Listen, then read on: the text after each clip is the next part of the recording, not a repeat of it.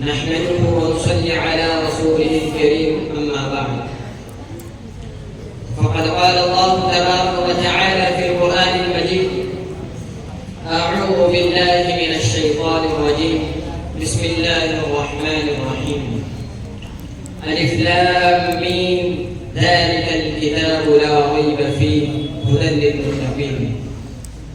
وقال النبي صلى الله عليه وسلم خيركم من تعلم القرآن وعلمه. ہے قول محمد قول خدا فرمان نہ بدلا جائے گا. ہے قول محمد قول خدا فرمان نہ بدلا جائے گا. بدلے گا زمانہ لاکھ مگر قرآن نہ بدلا جائے گا.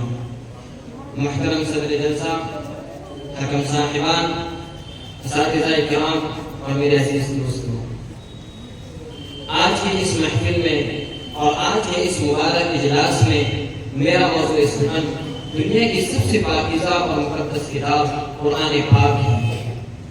ہمیں چڑھتے سورج کی طرح یقین ہے کہ اس کا ایک ایک حرف سچا اور صادق ہے. وہ قرآن پاک جس کی زبان مقدس، بیان مقدس، جو فصاحت اور بلاغت کا ٹھاٹے مار کا سمندر ہے، جس کے متعلق ارشاد ربانی ہے. قرآن کریم وہ کتاب ہے جس میں خالق اور برحق ہونے میں کوئی شک و شبہ نہیں، اور جس کے بارے میں محسن انسانیت صلی اللہ علیہ وسلم نے ارشاد فرمایا کہ تم میں سب سے بہتر وہ شخص ہے جو قرآن کریم کو سیکھے اور سکھائے. دعا کیجیے کہ اللہ رب العزت ہم سب کو قرآن پاک کی دولت سے مالامال فرمائے. میرے عزیز دوستوں، یہ قرآن کریم رب ذوالجلال کی طرف سے عطا کردہ وہ حسین تحفہ ہے جس نے 23 سال کے قریب مدت میں پورے عالم میں وہ انقلاب برپا کر دیا کہ بڑے سے بڑے فصحاء و علماء و شعراء حیران مشتر رہ گئے، جس کی آیتوں کو سن کر پتھر دل موم ہو گئے. میرے عزیزوں، یہی وہ قرآن ہے جو رہتی دنیا تک کے انسانوں کے لیے سراپا ہدایت و رحمت ہے.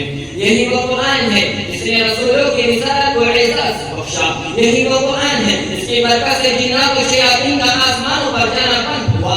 یہی وہ قرآن ہے جس کی برکت سے عزت و رفعت کے شامیانے کٹ گئے. یہی وہ قرآن ہے جس کی برکت سے محمود حقیقی کی رضا نصیب ہوتی ہے. یہی وہ قرآن ہے جو سچائی اور امانت داری کا درس دیتا ہے. یہی وہ قرآن ہے جس کی بدولت عمر فاروق رضی اللہ عنہ کو ایمان نصیب ہوا. یہی وہ قرآن ہے جس کے نظیر پیش کرنے سے ساری دنیا عاجز و قاصر رہی.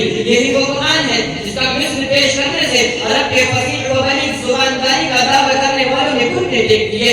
یہی وہ قرآن ہے جس کی عبادت کا وعدہ خود خالق کائنات نے فرمایا. یہی وہ قرآن ہے جس نے ضلالت و گمراہی کی دلدل میں پھنسی ہوئی انسانیت کو رشد و ہدایت کا پیغام سنایا. یہی وہ قرآن ہے جس کی تلاوت میں دلوں کے واسطے فرحت و بشاشت کا سامان ہے. یہی وہ قرآن ہے جس نے صحیح قوتوں کو جلا بخشا. یہی وہ قرآن ہے جس کی برکت سے اجڑے چمن میں بہار پیدا ہوئی. میرے عزیزوں، آج کے اس نازک دور میں حفظ کلام پاک کو فضول سمجھا جاتا ہے. اس کے الفاظ رٹنے کو حماقت بتایا جاتا ہے اور کہا جاتا ہے اس کا رٹنا اور بے سمجھ پڑھنا بے سود ہے. افسوس، سخت افسوس اس قرآن پاک کے بارے میں ہمارا یہ خیال کہ جس کے بارے میں شہنشاہ فتح جناب محمد صلی اللہ علیہ وسلم نے ارشاد فرمایا اقرأ واتقِ ورتل كما كنت ترتل في الدنيا فإن منزلك عند آخر آية تقرأها. قیامت کے دن حافظ قرآن سے کہا جائے گا قرآن پڑھتا جا، جنت کے درجوں پر چڑھتا جا اور ٹھہر ٹھہر کر پڑھ جیسا دنیا میں ٹھہر ٹھہر کر پڑھا کرتا تھا. بس تیرا مقام اور ٹھکانہ وہی ہے جہاں آخری آیت پر پہنچے. میرے دوستوں، یہ قرآن کریم اس دنیا کی سب سے بڑی نعمت ہے. زمین و آسمان، چاند، سورج، ستارے کوئی اس نعمت کا مقابلہ نہیں کر سکتے. یہ قرآن کریم رب کائنات کا عظیم اور مقدس کلام ہے. اور کیوں نہ ہو جبکہ اسے اتارنے والا امین، جس کے ذریعے اتارا گیا وہ بھی امین، جس ذات پر نازل ہوا وہ بھی امین، جس مقام پر نازل ہوا وہ بھی امین، جس مہینے میں نازل ہوا وہ تمام مہینوں میں اکثر جس رات میں نازل ہوا وہ ہزار مہینوں سے بہتر ہے. میرے عزیزوں، یہ قرآن کریم عظیم برکت اور سعادت ہے جو روح خداوندی ہے، معدن حیات اور سرچشمے زندگی ہے. وہ عرب قوم جو پشت سے مدہ چلی آ رہی تھی، دنیا جسے ذلیل و حقیر جانتی تھی، کوئی ان کو اونٹ کی مہنگیوں سے کھیلنے والا سمجھتا، کوئی ان کو جوہرۂ عرب کا کتاب دیتا، کوئی ان کو جاہل نمک کا کہتا. لیکن جب قرآن آیا تو جن کا نام جوہرۂ عرب گیا. جن کو نفرت سے یاد کیا جاتا تھا ان کو رضی اللہ عنہم ورضوا عنہ کا اعزاز ملا.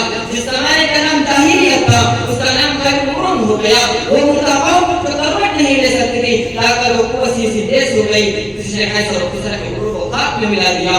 بڑی بڑی سلطنتوں اور حکومتوں کا تختہ الٹ کیا.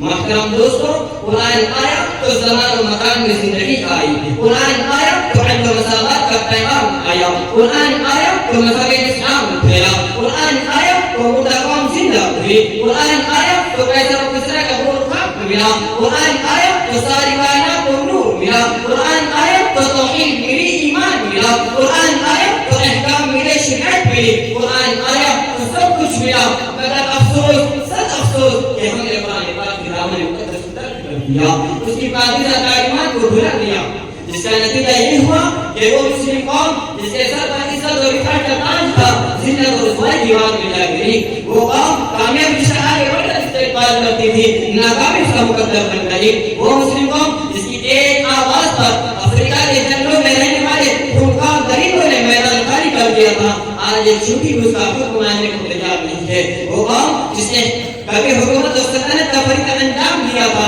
آج غلامانہ زندگی بسر کر رہی ہے. وہ قوم جس پر کبھی تاریخ نازل تھی آج ماتم گناہ ہے. وہ قوم جس کی ماضی روشن اور تابناک تھی حال و مستقبل اس کا تاریخ ہے. وہ معزز تھے زمانے میں مسلمان ہو کر, وہ معزز تھے زمانے میں مسلمان ہو کر, ہم خواب ہوئے تاریخ قرآن ہو کر. محترم حضرات, اگر ہم ماضی کی طرح حال و مستقبل کو روشن اور تابناک بنانا چاہتے ہیں تو قرآن کریم سے وابستہ ہونا ہوگا, اسے سینے سے لگانا ہوگا.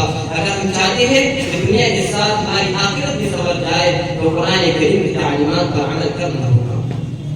مسلمانوں اٹھو قرآن کی دعوت کو پھیلاؤ, مسلمانوں اٹھو قرآن کی دعوت کو پھیلاؤ, جہانے بے ایما کو عافیت کے راز سمجھاؤ.